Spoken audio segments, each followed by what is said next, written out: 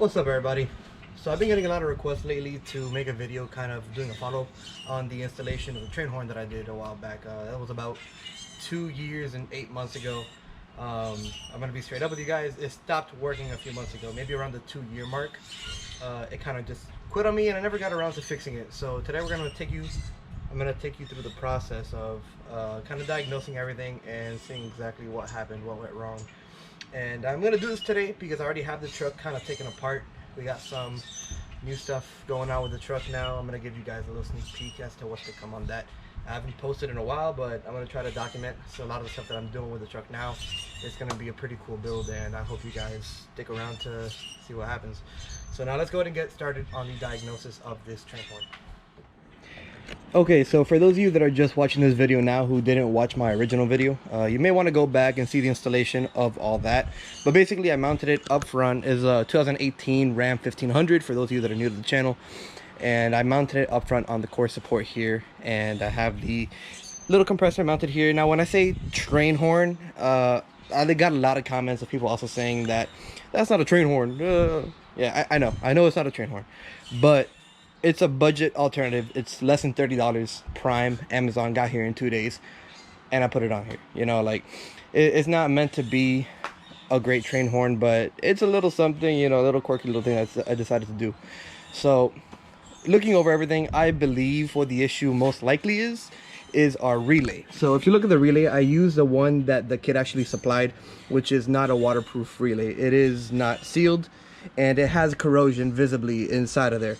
I did get a comment from somebody saying that you should not mount the relay upside down, and you are correct. I completely agree with you.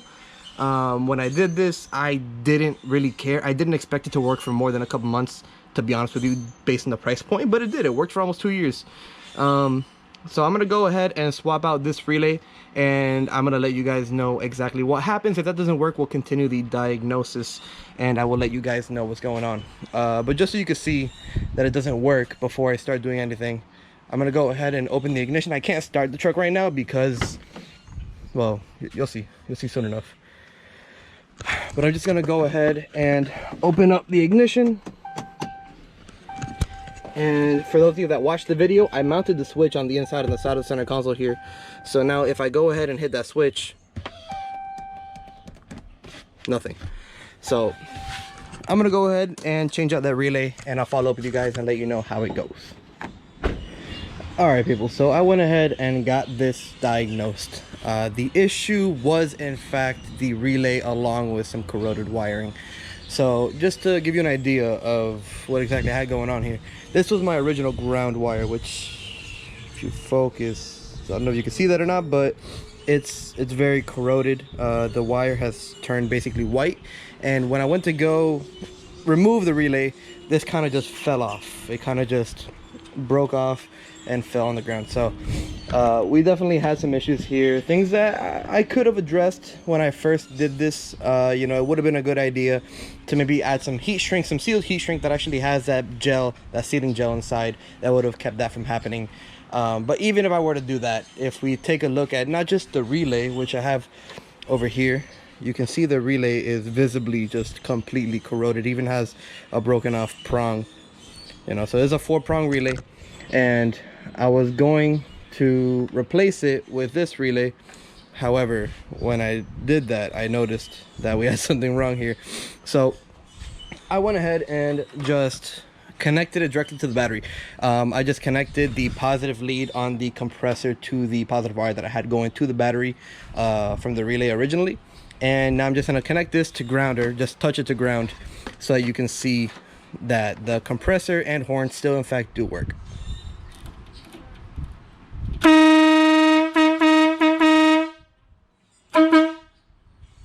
So I'm not gonna do it anymore because I don't want to piss off my neighbors any more than I already have at this point testing this.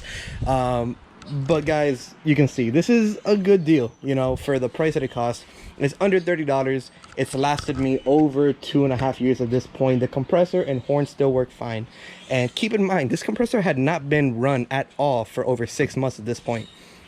You know, so it's just something to keep in mind, guys. If you want a slightly louder horn, or quite a bit louder horn, because it's much louder than my original stock horn, which if you want to hear the comparison, I'll do it real quick for you guys so you could hear it.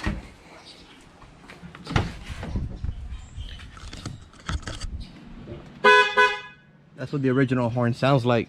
So it's a lot deeper, a lot louder, and it's not gonna, you know, break your budget. So yeah, you know, guys, I definitely recommend this. The brand is GamPro. Again, $28 on Amazon. Can't beat it for the price. So just stick around, guys. I'm gonna go ahead and remove all this because this whole core support area is gonna look completely different in another day or two. We're gonna be replacing this train horn with something. I'll just give you guys a little sneak peek as to what I have going on here. And that's how you're gonna have to watch the next video to find out exactly what I'm doing to this truck. So thank you guys for watching. If you have any questions, any comments, go ahead and leave the comment down low and hit the subscribe button. Again, I'm gonna try to keep posting content more frequently now that I have stuff going on with the truck.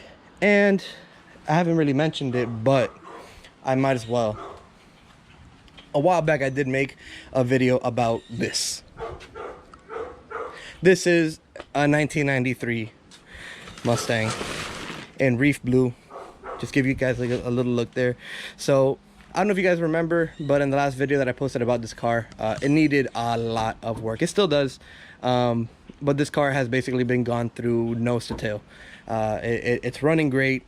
It at this point just needs a paint job and some decent suspension under it, and it will be done at this point.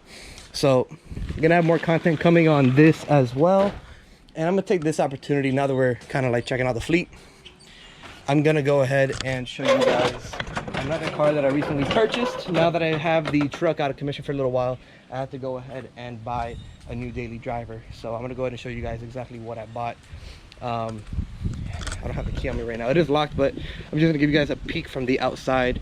It's not this. It's not a Ford Focus. But here it is.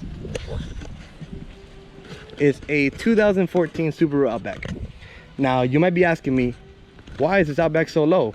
Is there something wrong with it? No, I went ahead and got Subaru Legacy coilovers, not original Subaru Legacy coilovers. They're aftermarket coilovers meant for a Legacy GT. They're CX Racing coilovers, fairly budget. They're around the $800 range. So I wanted something to keep price down, but just give me the look that I wanted and maybe handle a little bit better than stock. But I've got a lot of stuff going on with this car too. Not performance wise, this car is slow and will remain slow. That's not going to change. But as you can see, I did lower it, put some wheels on it, changed out the headlights, and I've got a lot of stuff going on in the interior, which is primarily where the work and money is going on this car.